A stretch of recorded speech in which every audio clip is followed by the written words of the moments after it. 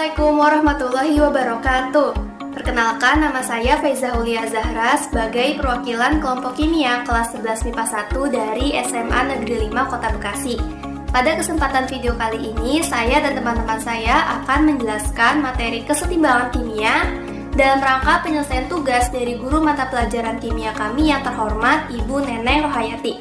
Dan berikut ini teman-teman saya. Halo, nama saya Alia Ramadhani Putri. Halo, nama saya Nibra Rahma Melani. Halo, saya Aska Askia. Halo semuanya, perkenalkan nama saya Diana Zakia. Selamat menyaksikan. Jadi teman-teman semua, seperti yang kita tahu, di dalam ilmu kimia itu ada 3 jenis reaksi berdasarkan arahnya. Yang pertama yaitu reaksi irreversible atau reaksi satu arah, di mana zat reaksi ini setelah jadi zat produk, dia nggak bisa lagi balik jadi zat reaksi.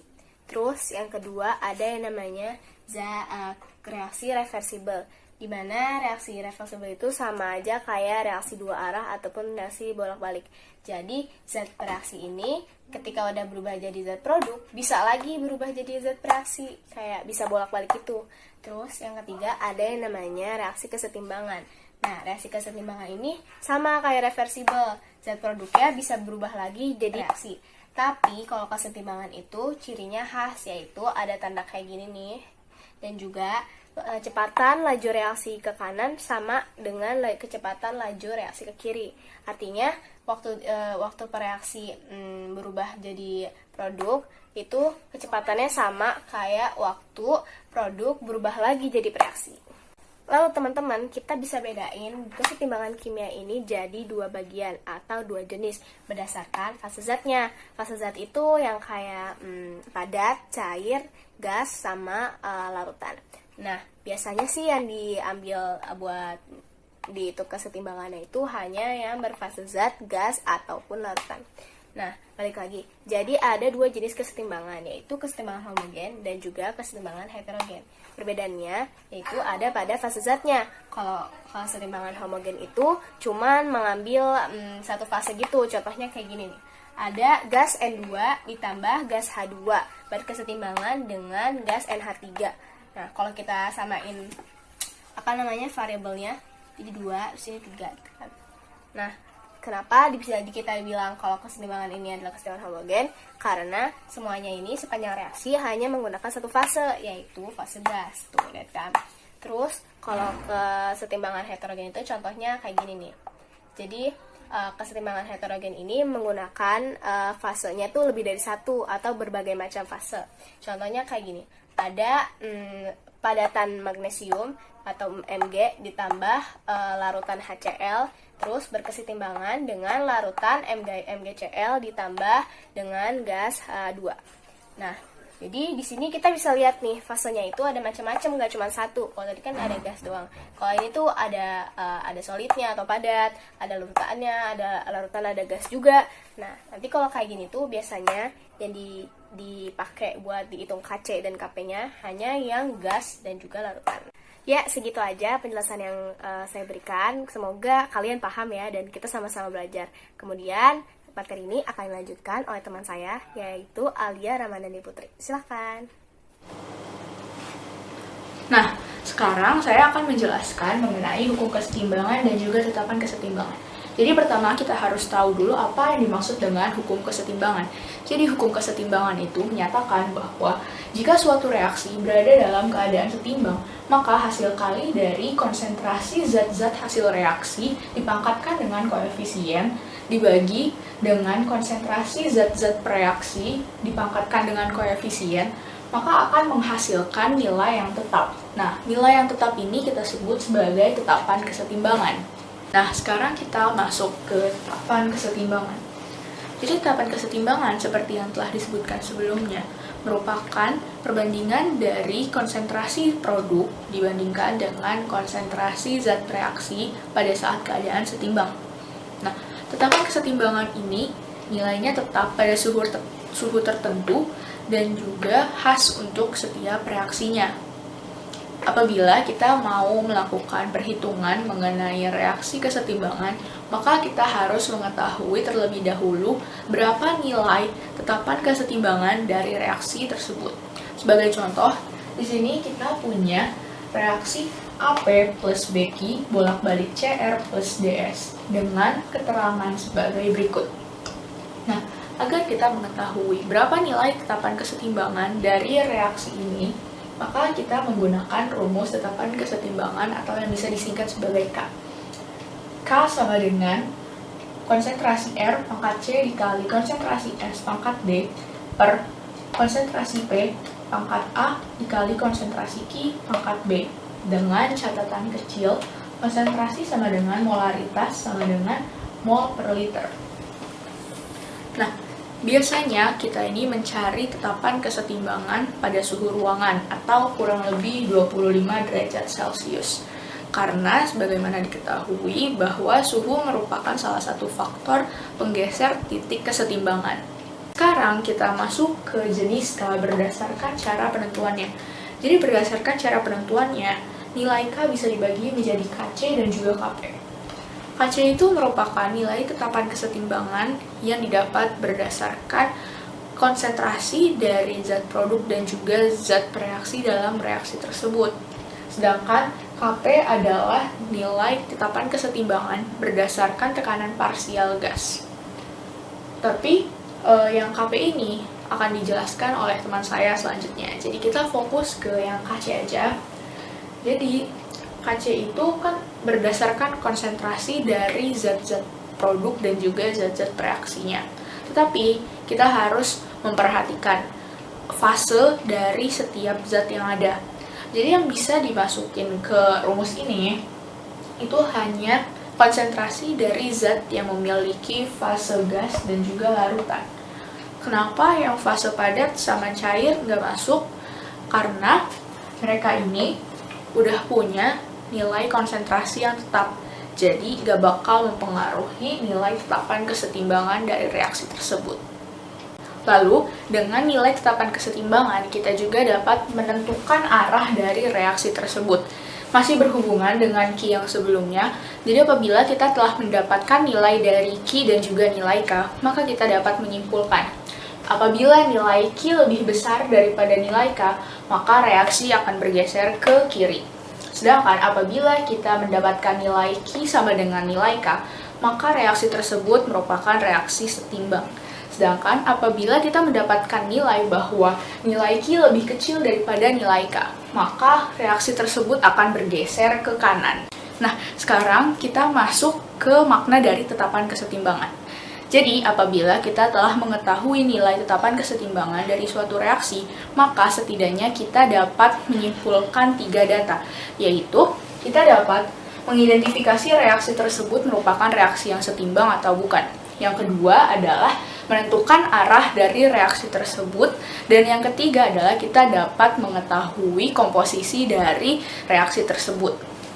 Yang pertama, kita dapat mengidentifikasi reaksi tersebut merupakan reaksi setimbang atau bukan. Untuk menentukan ini, kita harus mengetahui dulu nilai Q.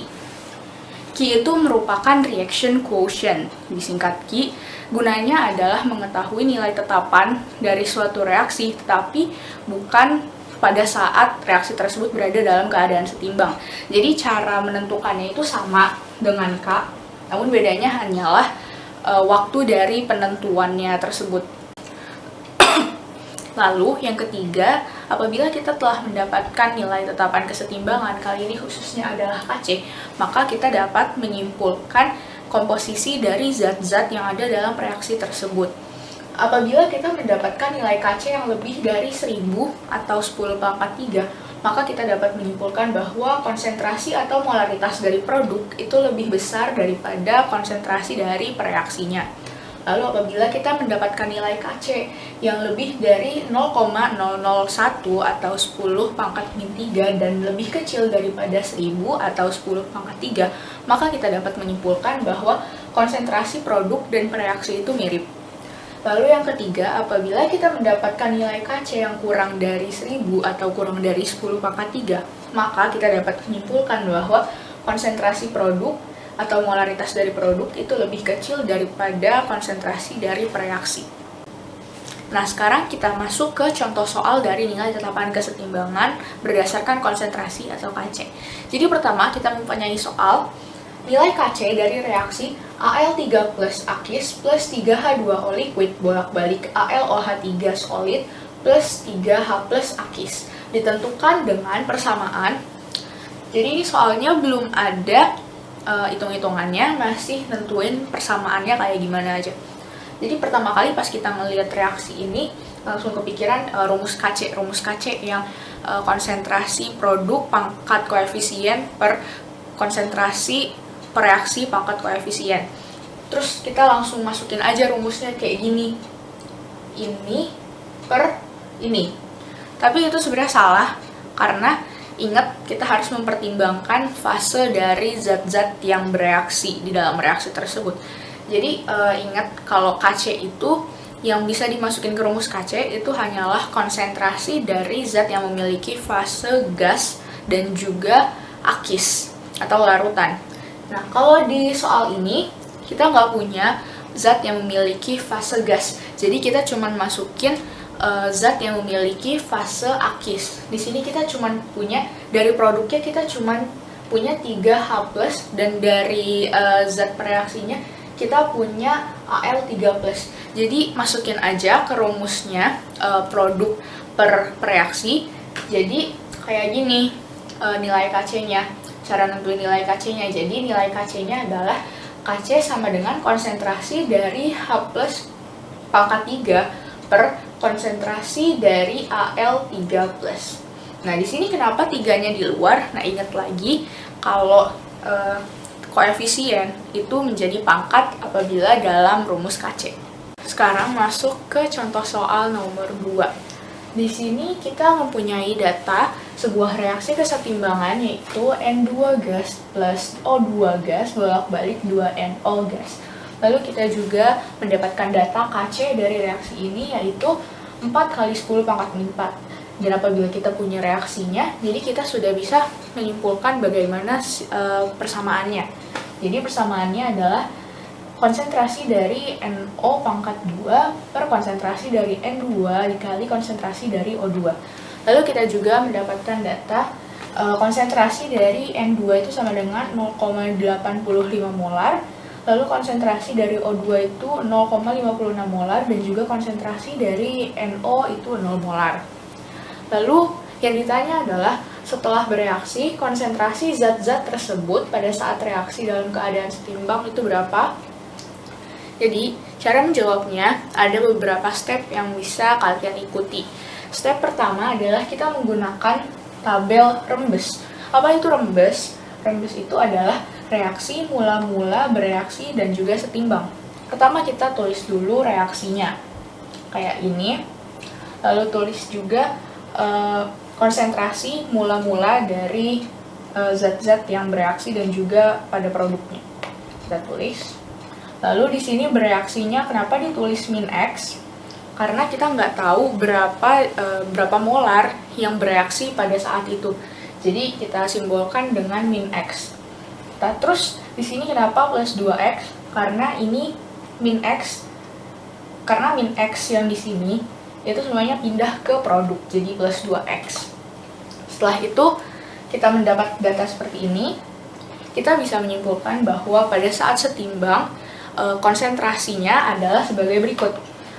Untuk N2 adalah 0,85 min X molar, dan juga untuk O2 itu 0,56 min X molar.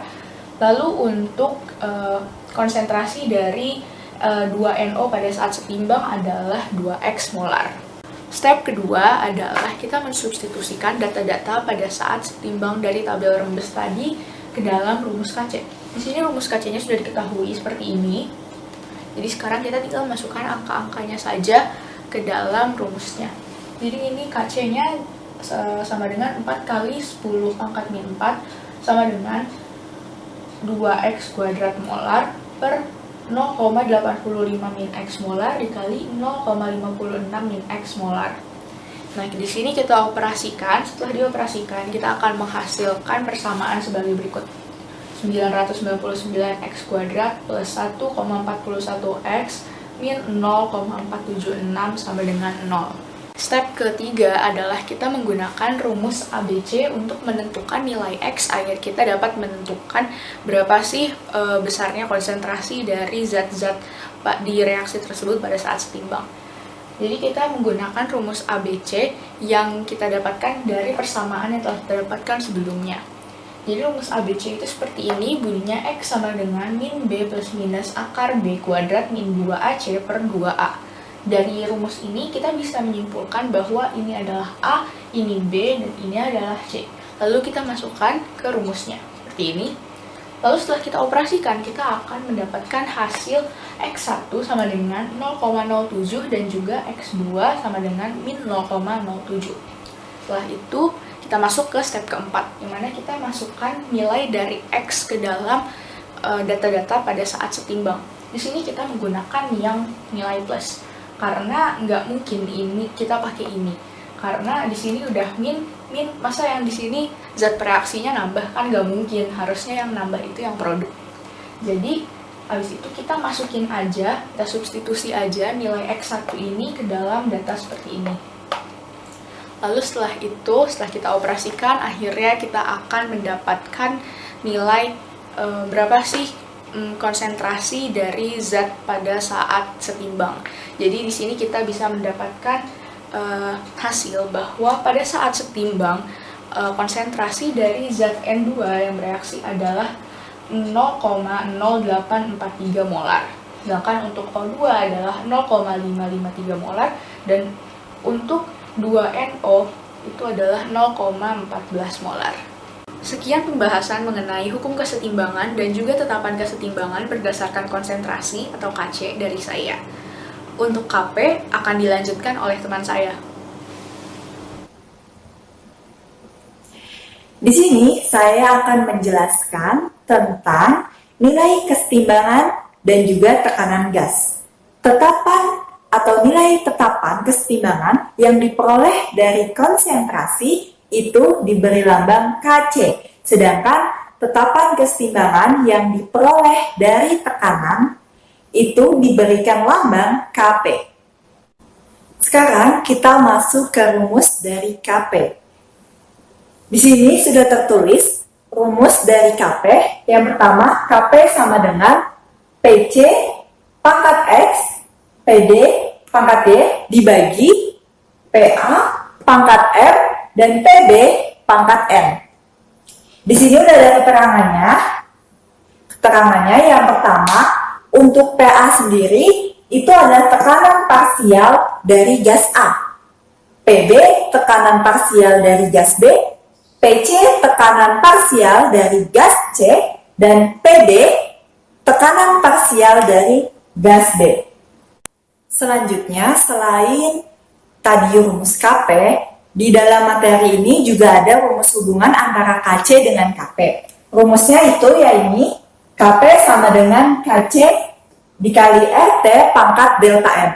Untuk lebih memperjelas lagi, kita akan masuk ke contoh soal.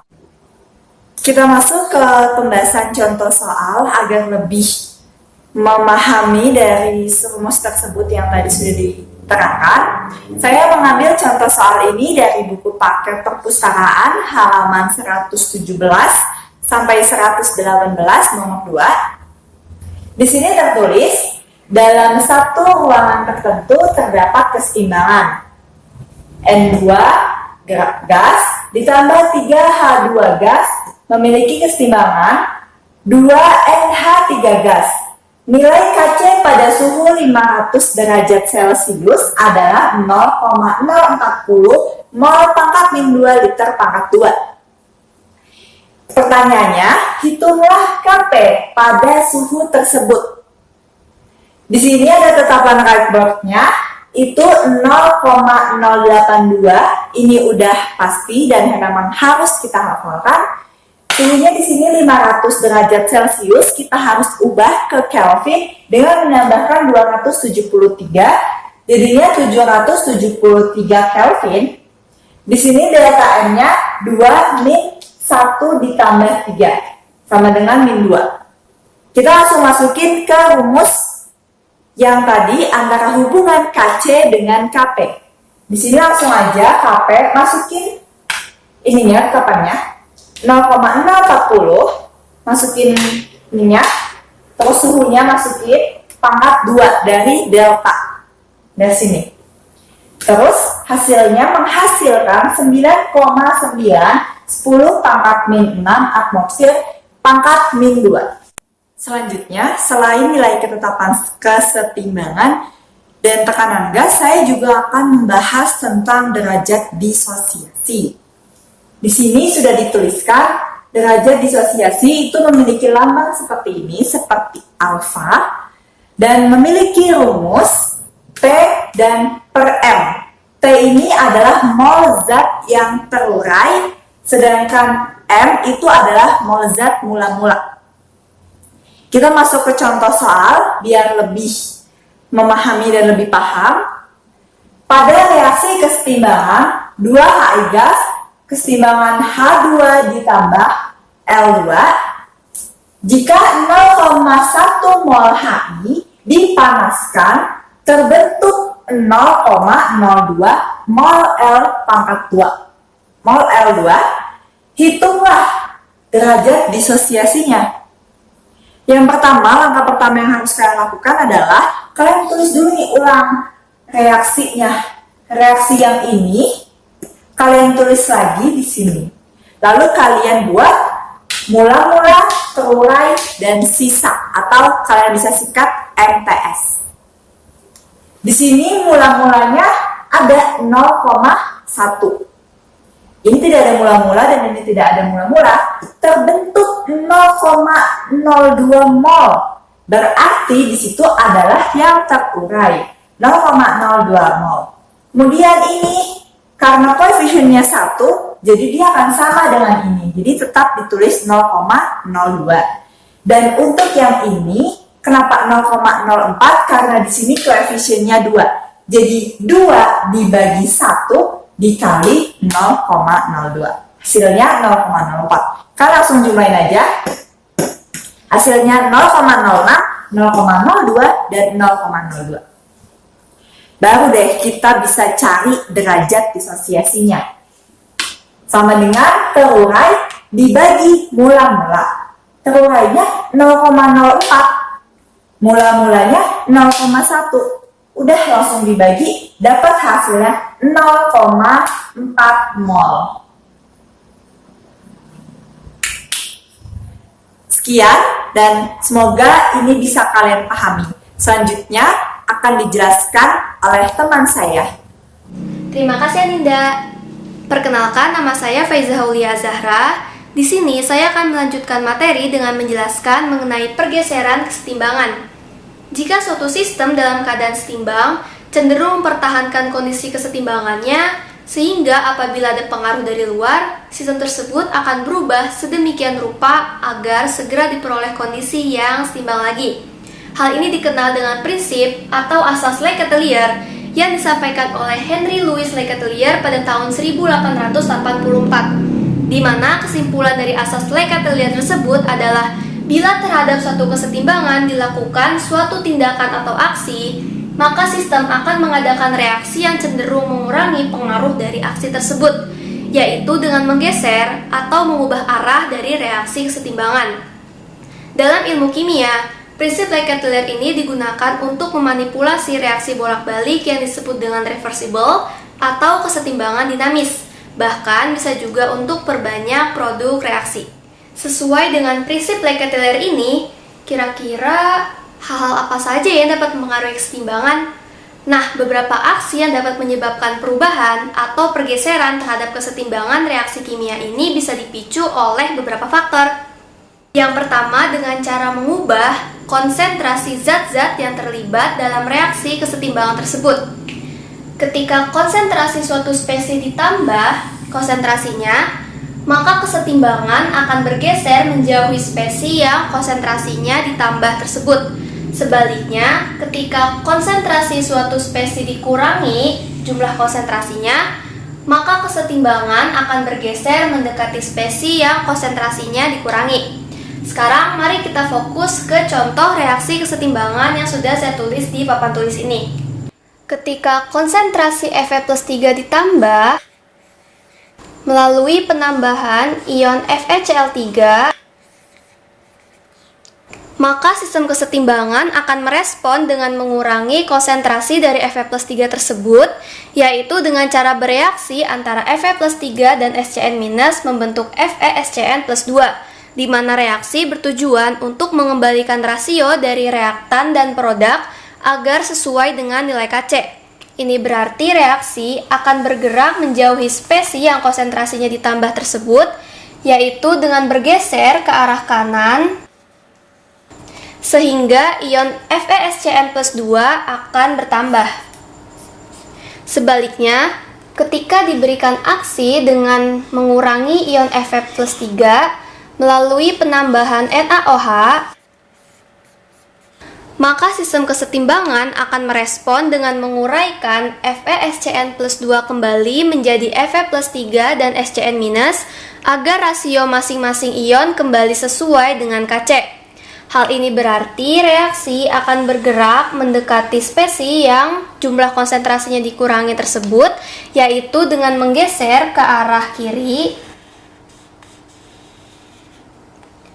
sehingga ion Fe+3 dan SCN- akan bertambah. Nah, perlu diingat bahwa rasio konsentrasi dari masing-masing spesi dalam kesetimbangan kimia akan selalu tetap, sehingga bisa dikatakan bahwa perubahan konsentrasi tidak akan mengubah harga atau nilai Kc. Justru Kc lah yang menjadi batasan sejauh mana terjadinya pergeseran kesetimbangan. Faktor yang mempengaruhi kesetimbangan yang kedua adalah perubahan suhu. Perubahan suhu pada suatu reaksi kesetimbangan akan mempengaruhi terjadinya perubahan tetapan kesetimbangan atau nilai K. Nah, untuk mengetahui bagaimana pengaruh perubahan suhu terhadap pergeseran kesetimbangan, mari kita fokus ke data nilai K berikut untuk berbagai suhu dari dua reaksi kesetimbangan yang berbeda. Perhatikan data dari reaksi kesetimbangan antara gas hidrogen dengan gas karbon dioksida. Ketika suhunya diperbesar, maka nilai Kp akan semakin besar pula. Hal ini berarti jumlah zat yang dihasilkan akan semakin banyak, yang diakibatkan oleh terjadinya pergeseran kesetimbangan ke arah kanan. Sedangkan data pada reaksi kesetimbangan yang kedua, yaitu pembentukan gas amonia, justru terjadi sebaliknya, yaitu ketika suhunya diperbesar, tetapan kesetimbangan pada reaksi tersebut justru akan semakin kecil. Hal itu berarti jumlah zat yang dihasilkan akan semakin sedikit, yang diakibatkan oleh terjadinya pergeseran reaksi ke arah kiri. Dengan demikian, pergeseran kesetimbangan akibat perubahan suhu ditentukan oleh jenis reaksinya. Apakah reaksi itu termasuk reaksi endotherm atau reaksi exotherm? Nah, sehingga dapat disimpulkan pada konsep perubahan suhu ini, ketika sistem dalam kesetimbangan suhunya dinaikkan, maka kesetimbangan akan bergeser ke arah reaksi endotherm atau yang delta-H-nya positif. Nah, sebaliknya, ketika sistem dalam kesetimbangan suhunya diturunkan, maka kesetimbangan akan bergeser ke arah reaksi exotherm atau yang delta-H-nya negatif. Nah, agar dapat lebih memahami dengan baik, berikut saya sajikan contoh soal mengenai pergeseran kesetimbangan yang diakibatkan oleh perubahan suhu ini. Untuk reaksi kesetimbangan berikut, jika suhunya dinaikkan, maka arah pergeseran kesetimbangan dan harga K-nya adalah... Nah, jadi kita fokus dulu nih ke reaksi kesetimbangannya. Bisa kita lihat kalau perubahan entalpi atau delta H dari reaksi kesetimbangan ini adalah negatif, di mana jika perubahan entalpinya negatif, maka reaksi termasuk dalam reaksi exotherm. Jadi, bisa kita ibaratkan kalau sisi sebelah kanan ini adalah exotherm.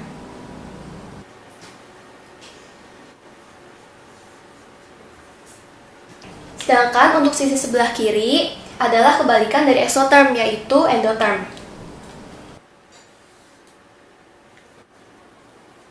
Nah, jadi bisa diibaratkan seperti ini. Untuk sisi kanan dia adalah exotherm, sedangkan untuk sisi kiri adalah endotherm. Kita balik lagi ke konsep perubahan suhu ini, yaitu ketika suhunya dinaikkan, kesetimbangan akan bergeser ke arah endotherm. Nah, jadi gampang banget ya.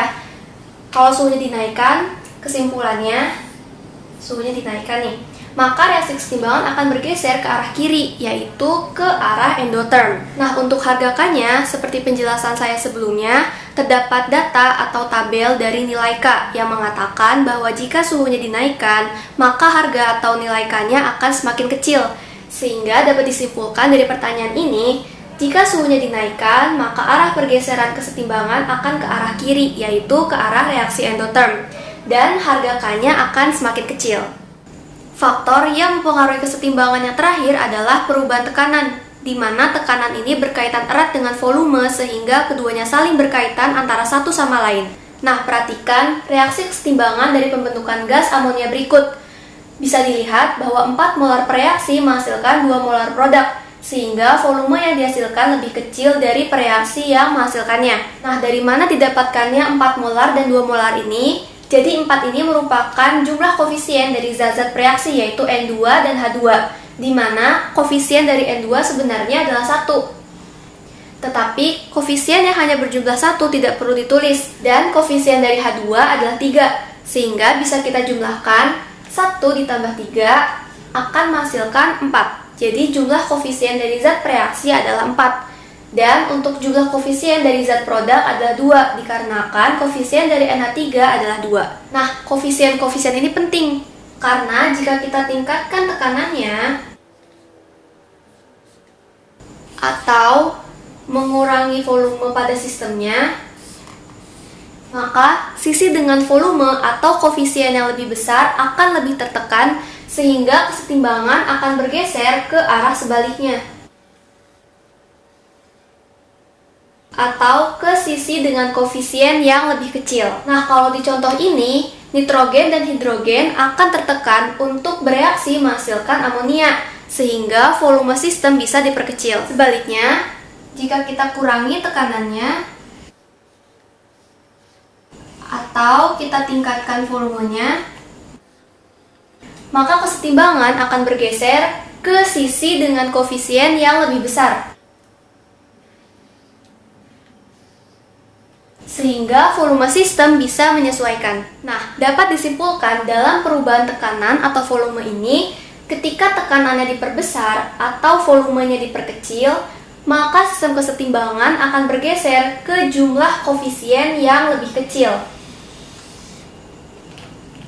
Sebaliknya, jika tekanan diperkecil atau volume pada sistem diperbesar, maka kesetimbangan akan bergeser ke jumlah koefisien yang lebih besar. Sebagai catatan, perubahan tekanan atau volume ini hanya efek kalau dilakukan terhadap reaksi yang melibatkan gas-gas, karena sifat gas yang cenderung mengisi ruangan. Kalau reaksi atau produknya berbentuk padat atau cair, perubahan tekanan atau volume ini tidak terlalu berpengaruh. Sekian penjelasan saya mengenai materi pergeseran kesetimbangan. Semoga dengan segala materi yang saya paparkan ini dapat bermanfaat bagi kita semua. Untuk materi selanjutnya akan disampaikan oleh teman saya. Baik, selanjutnya saya akan melanjutkan materi pembahasan kesetimbangan kimia dalam industri. Nah, dalam industri ada 2 bahan kimia yang sangat penting perannya, yaitu amonia atau juga disebut dengan NH3, asam sulfat atau rumus kimianya H2SO4. Dalam industri, pemanfaatan proses kesetimbangan kimia itu bertujuan untuk menghasilkan hasil yang optimal dengan cara menggeserkan kesetimbangan ke sebelah kanan atau produk. Untuk amonia dihasilkan dengan proses Haber. Apa itu proses Haber? Proses Haber pertama kali ditemukan oleh ilmuwan Jerman bernama Fritz Haber pada tahun 1909. Reaksi pembentukan amonia merupakan reaksi eksoterm, yaitu reaksi yang melepaskan kalor dan berlangsung pada suhu rendah. Nah, masalahnya nih, dalam suhu rendah itu prosesnya sangat lambat, dan juga sifat nitrogen yang tidak reaktif. Pada saat ini, Fritz Haber masih melakukan eksperimen ini dalam ukuran laboratorium. Nah, sehabis itu, Carl Bosch melanjutkan eksperimennya Fritz Haber dalam ukuran industri. Carl Bosch mencoba menaikkan tekanan pada reaksi tersebut, karena dengan menaikkan tekanan dalam kesetimbangan kimia akan bergeser ke koefisien yang lebih kecil, yaitu dalam kondisi ini pada sisinya produk atau NH3 tersebut. Nah, tapi masalahnya untuk nitrogen bereaksi, dia membutuhkan suhu yang tinggi. Sedangkan kalau suhunya dinaikkan untuk proses kesetimbangan kimia ini, justru dia akan ke sebelah kiri. Nah, itu akan mempengaruhi hasil dari NH3-nya yang justru berkurang. Nah, untuk mendapatkan hasil amonia yang paling optimal, Haber-Bosch mengusulkan untuk merubah dua faktor dari kesetimbangan tersebut, yaitu menaikkan tekanan sampai 20 megapascal dan suhu sampai 400 derajat Celcius. Nah, masalahnya, pabrik tersebut membutuhkan energi yang banyak agar menghasilkan derajat atau panas yang cukup untuk melakukan reaksi tersebut, dan juga memerlukan mesin yang kuat tekanan dan panas agar tidak pecah dalam prosesnya. Nah, dua faktor tersebut itu membuat proses amonia menjadi lebih mahal dan tentunya hasil akhirnya akan memiliki harga yang lebih tinggi. Kita akan ke bahan kimia selanjutnya, yaitu asam sulfat. Nah, asam sulfat ini biasanya diproses dengan proses kontak. Sebenarnya asam sulfat itu ada dua cara untuk diproses, kamar timbal dan proses kontak. Tapi proses kamar timbal sudah ditinggalkan karena prosesnya yang kurang menguntungkan. Sedangkan kalau proses kontak itu sangat menguntungkan dan menghasilkan sekitar 99% dan biayanya lebih murah. Nah, ada 3 tahap dalam pembuatan asam sulfat, yaitu pembakaran belerang menjadi belerang dioksida. Ini ya rumusnya. Habis itu, oksidasi SO2 menjadi SO3. Nah, tahap kedua nih yang paling penting, karena di sini terjadilah reaksi kesetimbangan kimia. Untuk mendapatkan hasil yang optimal, kita harus memperhatikan reaksi ini dengan menggunakan asas Le Chatelier. Nah, habis itu baru deh ke tahap terakhir, yaitu SO3 dioksidasikan dengan air.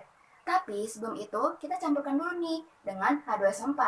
Lah, kan justru kita yang butuh H2SO4 ya. Kenapa mau ditambahin sama SO3-nya? Nah, dengan itu, bila sudah direaksikan berdua ini, akan menghasilkan H2S2O7.